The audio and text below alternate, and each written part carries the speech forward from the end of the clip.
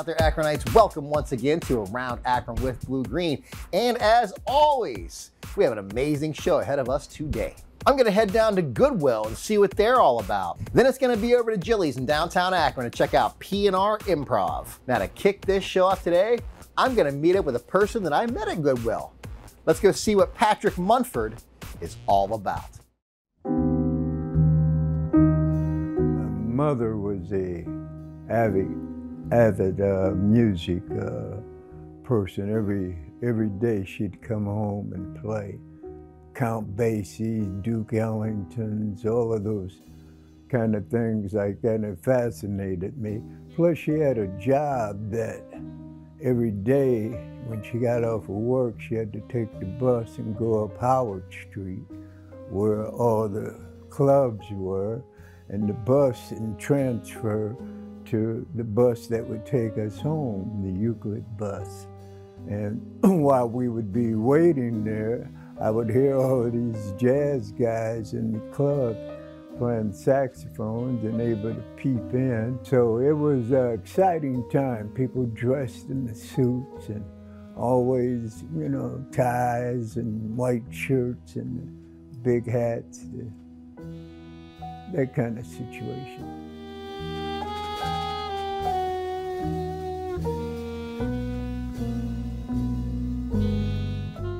I've become chief bailiff. I was the chief of police of Camp Lejeune, Marine Corps base. I've been a state parole officer, deputy sheriff, 25 years, Summit County Juvenile Court, youth counselor, Marine Corps, 6 years, from E1 to E5, sergeant. I've had 2 broken necks. I was paralyzed for a year and a half. I've overcome cancer. I've barely got out of kindergarten, and I was the person that created the ankle house arrest system here that's probably now all over the world, as you can see. Some modeling agency spots me, you know, because I'm salesman for this color. I'm dressed all the time. So I become a male model up there for different, you know, ads and so forth. Done a lot of things from a negative attitude to a positive attitude, transmutation, if you might want to call it, from where I come from to where I'm at now. It's been as they say, a traveling journey.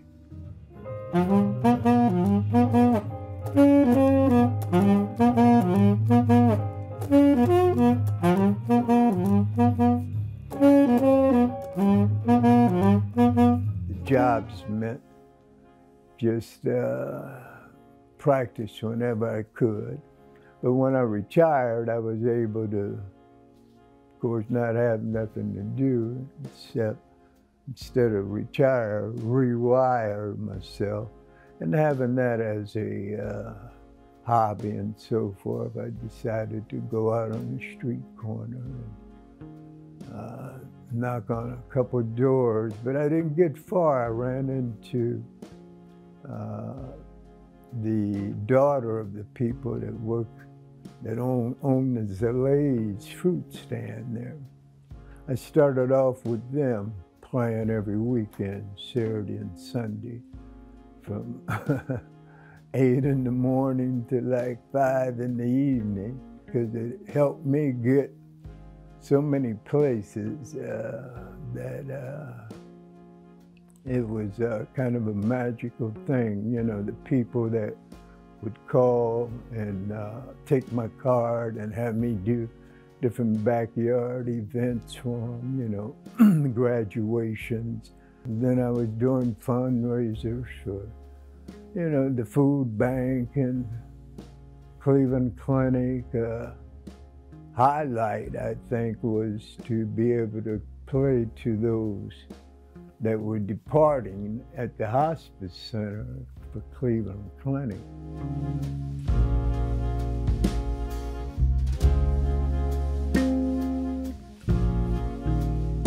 Somebody apparently had sent a video to Kenny G, or his manager or somebody. Anyway, they called there used to be CIC up on Portage Trail, the music store. We want to send that guy a Kenny G horn, and we want him to come to Youngstown at the Stamball Theater to have Kenny sign it. Here I am, you know, walking down the aisle with this horn that I'm supposed to have signed. And people, you know, who is this guy walking down to the front row, you know, with a horn? And that was one of the best concerts I had. And I was able to go backstage, and he signed that. That's a highlight, you know, meeting him, hugging him. Still, at this point, have a cause to get up for music. That's what kind of keeps me alive.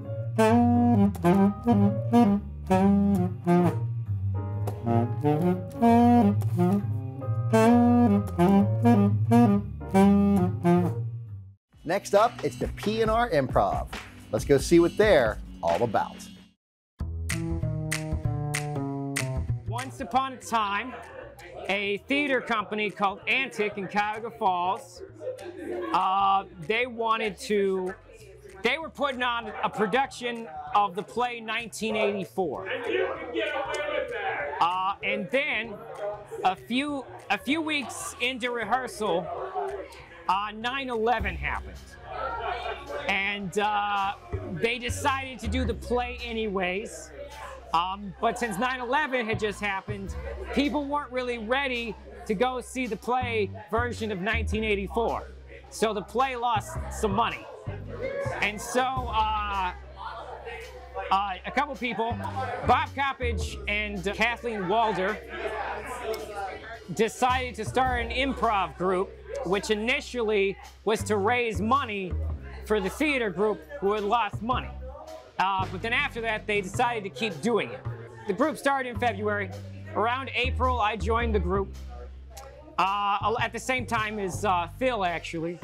And we've been going ever since. And that was in 2002 is when the group actually started. You said what? 10. Whoa! Is it real? No, the lizard is real. Oh my God. Oh my God! Oh my God! I think the lizard's going in the tent. I think the lizard's in the tent.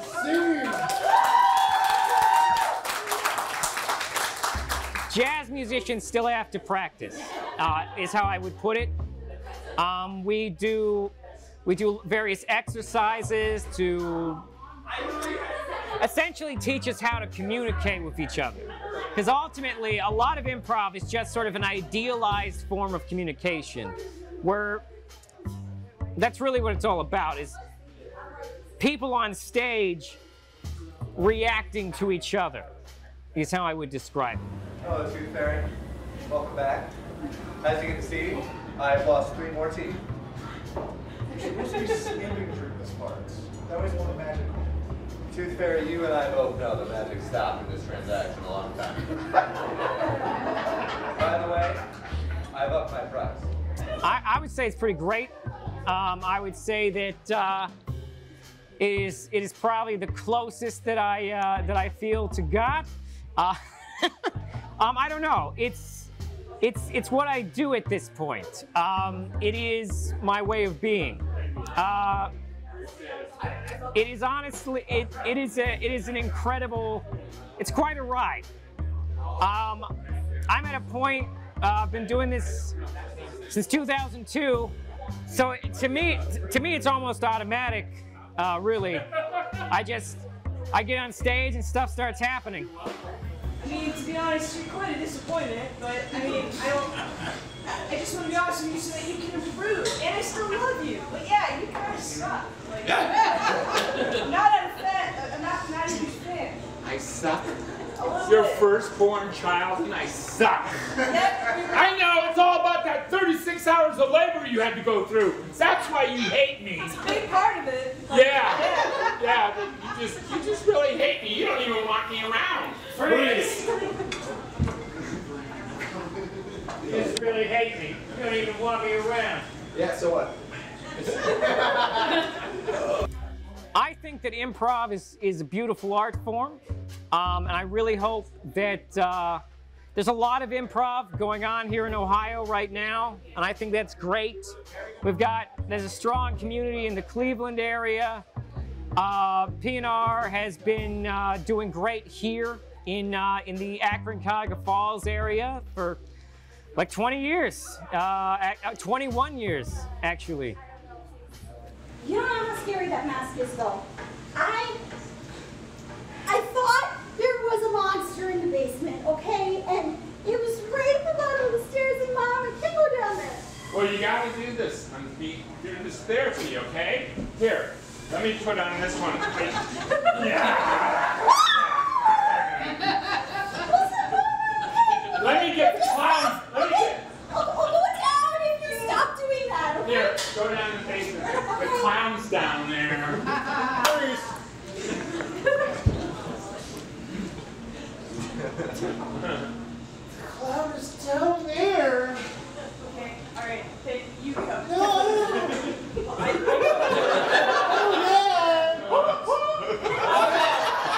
have to go. It's not one of those squeaky balls. He's terrifying. Please. You're the older brother, okay? You need to do this for me, please. Excuse me, sir.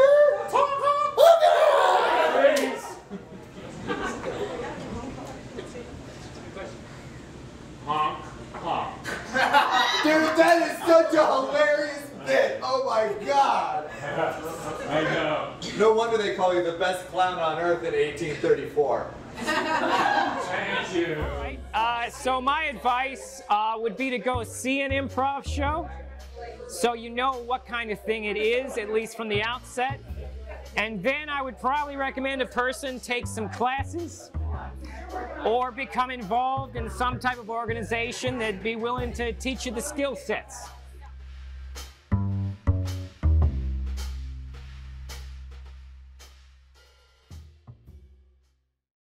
Next up, it's off to Waterloo Road. I'm going to learn all about the amazing things Goodwill does for the community.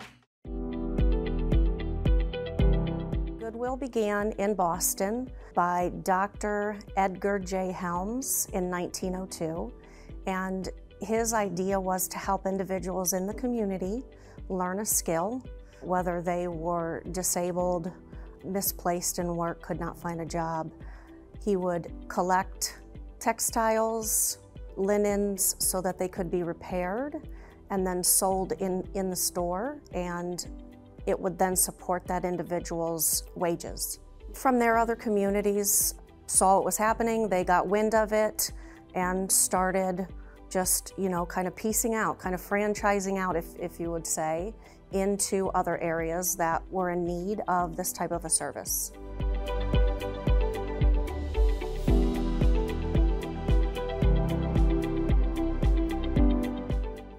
We have almost 500 team members here at Goodwill. We might be a little closer to 450, and we cover 5 counties: Summit, Portage, Ashland, Richland, Medina counties. The majority of the workforce is in retail. We have about 320 team members in retail. And our workforce makes up a vast majority of individuals, some coming in that have never had a position in a job before, so they need to learn new job skills. Some people might just want to be a donation attendant because they retired, but they don't want to not work. So they get their socialization and earn some money that way.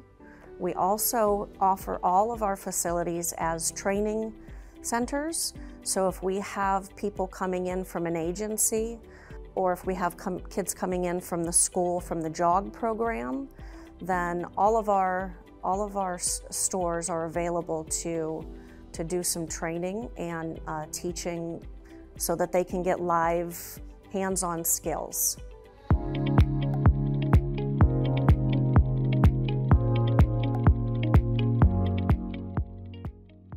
People come here to see friends, and they come here to look for things, say hi to their friends. Everybody that's in the resale community usually knows who's in the resale community. So they talk and hey, what's been selling good for you lately? This hasn't been doing so well for me. And I think, they help each other and, hey, did you see this item? Did you see that item? But a Goodwill shopper is usually a pretty consistent shopper. They're here multiple times a week, especially if it's something that they are using to make sure that their family has clothing. You know, in that instance, you have to come a few times a week, and they get to know each other. And it's the same with our cashiers and our retail workers within the stores. They get to know the customers as well. And I think that a lot of times they grow very, very big bonds and very great relationships. And it's just something you can come, you see a familiar face, you can have a good, short conversation with somebody. And so I think that it's kind of organically built itself that way.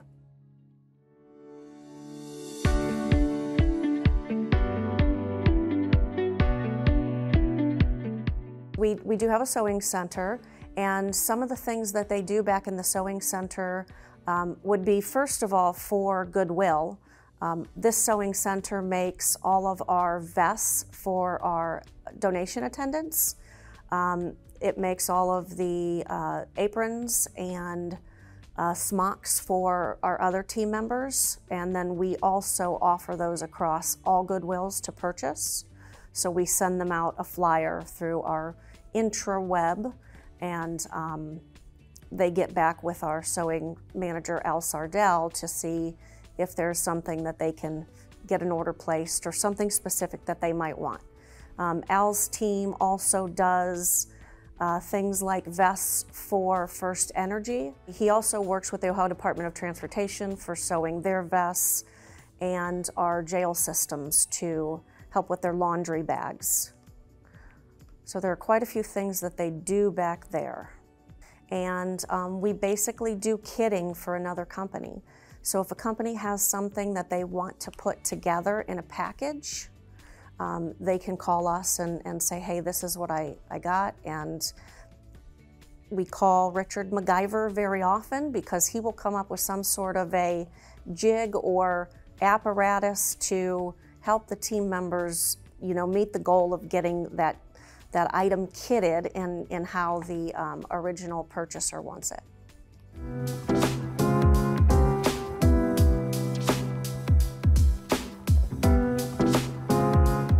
I hold the Roundup program very near and dear to my heart. When I got here, about 7 years ago, I think the first year that I was here, we did $33,000 in Roundup. And I challenged the team to do better. So we doubled it the next year, we doubled it the next year. And then we've stayed at that pace for a few years now. But Roundup basically stays within the community that it's taken in. So if you give a Roundup here at our Waterloo location, that money is going to support Summit County. And it's for anybody that is displaced.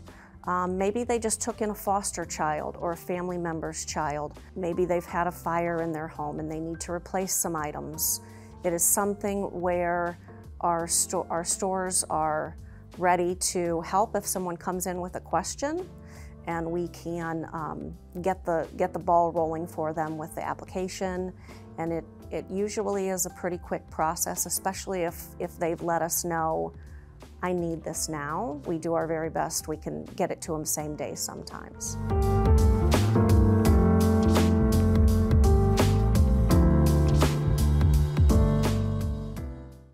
Now, let's go learn how to donate, shop, and see what the Goodwill retail experience is all about. We can start at the donor door where donations come through. So our donation attendants then help us get it into the building from the donor. And once it's in the building, it goes through a process of quality checking, and that would be through our processors. They check it over, deem whether it needs to go into salvage. Maybe it has rips and tears that are just too much for us to sell, and that goes right into the salvage stream. And if it is up to our standards, it can go out onto the sales floor or to one of our e-commerce departments that we sell through. So there's a couple different paths it could take in the life cycle of it being in the store. And then of course the final resting home in a retail store is on the sales floor.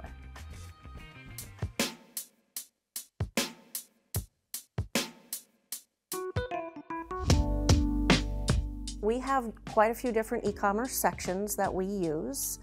A myth is all the good stuff goes to e-commerce, and it's just not true. We take in about 18,000 tons of donations in our agency. So that's through our 14 regular retail stores and our 2 attended donation centers. Between all of those areas, we get 18,000 tons of donations. That's a mind-boggling amount of donations. Each store is asked to send 2 cloth carts full a week into one of our e-commerce departments. So it is such a small fraction that they're sending in of product. I can't even put a number to it because the fraction is too small. So not everything goes to one of our online shopping areas. Many, many wonderful treasures stay in the store for our customers to be able to come in and buy. Now, if it does get to one of our online sites, it's shopgoodwill.com. That would be the main site where we have all the collectibles, and the customer determines the price. We also have an eBay store where we list textiles, purses, accessories, shoes, that type of thing. We are also working with a new online called goodwillfinds.com. That's newer to us. It's just in its infancy stages, and it is really for everything, so that it can take on textiles, accessories, the odd knickknacks and that type of thing, and sell it all in one place. We do have 2 other ways that you can purchase through brick and mortar stores. One is the Blue Boutique. It's in the Montrose Center, and we would have items there that would be of a higher value. So that someone that is shopping for a purpose because they're looking for possibly a wedding dress or a cocktail dress, something along that line, a business outfit. We do have a lot of handbags, shoes, accessories as well. And then the other brick and mortar would be here at our outlet store. So once it's gone through all of the retail stores and through our e-commerce, it goes to the outlet store for one more chance to buy it per pound. If it doesn't sell at the outlet, then we get it into our salvage stream. And at that point in time, we would bundle it together with like objects so that it could go to, let's say, textiles. We bale those together, and those textiles will go to a vendor that might shred it up and make it into stuffed animal fillings or something along that line.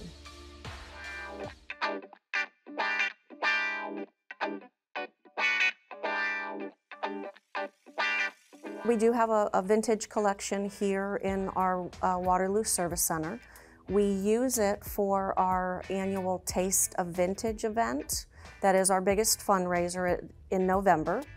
And it is a collection of textiles, shoes, accessories from the 1800s until about the early 2000s, I believe. We have a few things from that, but it goes all the way back to the 1800s. And this came about from some donations, and it being recognized through a team member that used to work here in the office, we should start saving these. And so it really just came out of saving them. Word caught on that we were looking for vintage items. We still get them to this day. And then we use them for that Taste of Vintage event.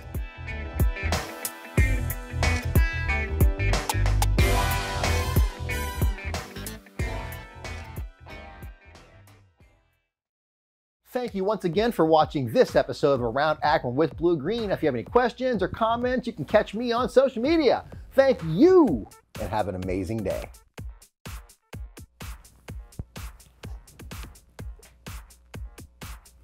See if I can do this. Yeah, okay, right?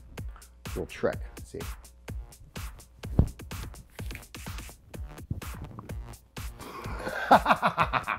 Okay, that's enough.